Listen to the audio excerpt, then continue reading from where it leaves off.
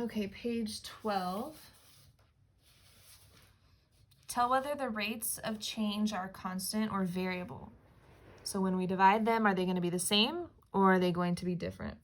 So they did number 1 for you. They said it's constant, and I'm going to show you how.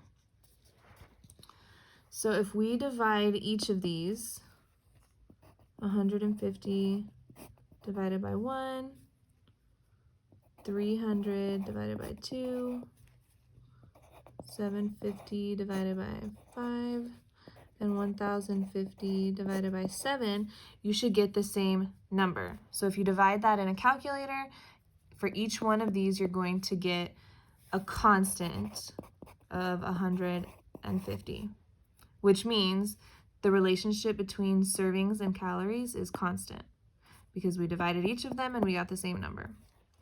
On number 2, 12 divided by 2, that would be 6. 24 divided by 2, or 24 divided by 4 is also 6. 35 divided by 7, is that 6? 35 divided by 7 is 5, which means these are not the same. They are not constant, which means it is variable because we divided and they weren't all the same.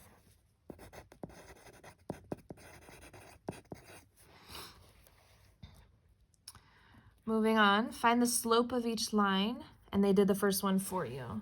So you read a graph from left to right, just like you would read a book. So if you imagine somebody walking across the line, they're going to be going down, which tells you your slope is going to be negative. So they put a negative. The second one, if you keep walking, you're going up. So it's going to be a positive slope, a positive number.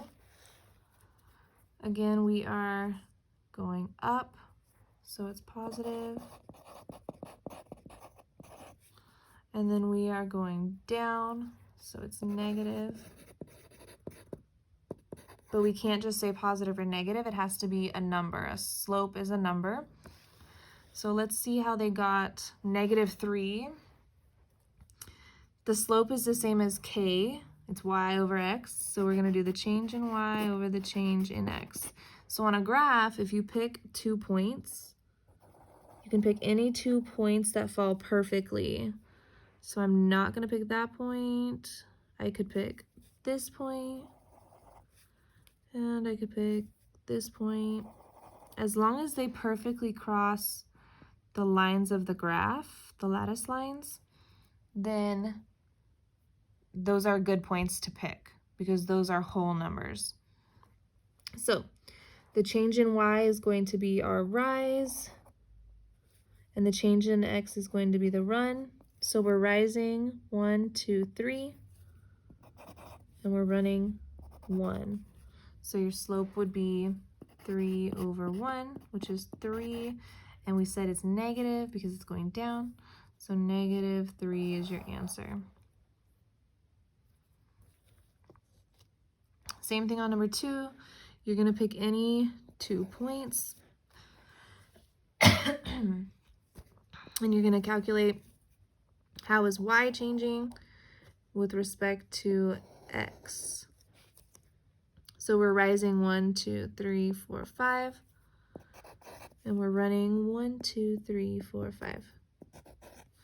So y over x, or rise over run, we're rising 5 and we're running 5, which is just equal to 1. And it's going to be +1, so your slope is 1. 5 and 6, you're going to do the same thing. Pick 2 points and calculate rise over run. I'll give you some points that you can pick. And it doesn't matter which 2 points you pick, you're always going to get the same slope.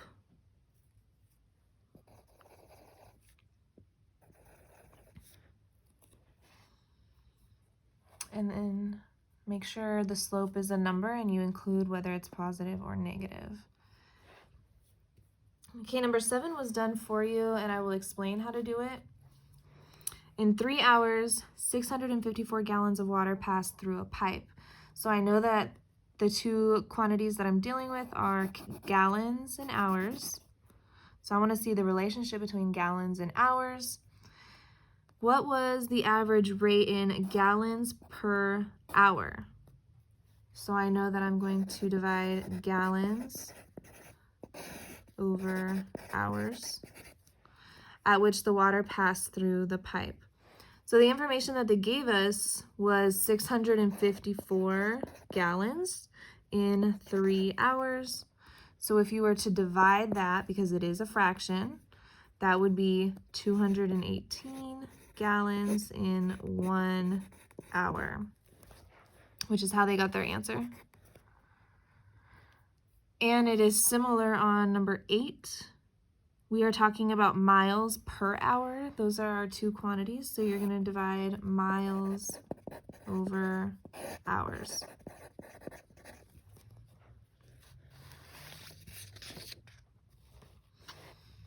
And then on the last page, we're talking about slope, which is the same as the constant of proportionality. It's always the change in y over the change in x. That will give you your slope.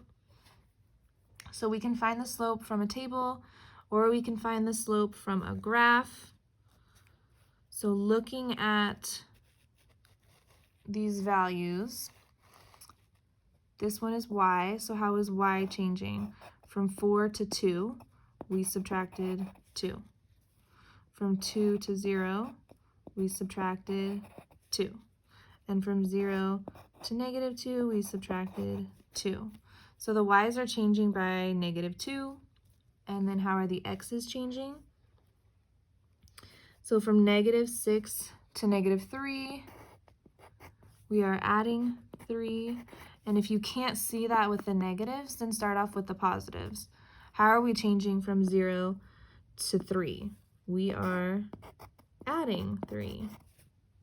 So then from negative 3 to 0, we are adding 3.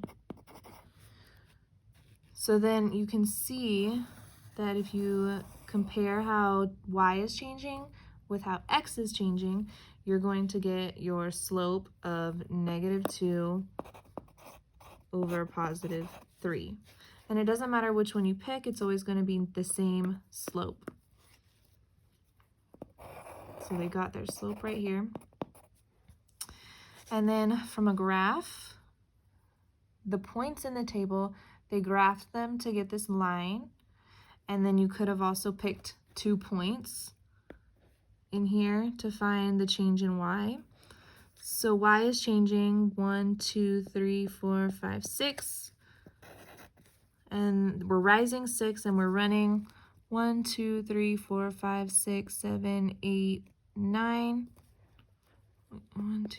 3, 4. 6 over 9. So the slope from the graph is 6 over 9. And I know that it is decreasing, so it's negative.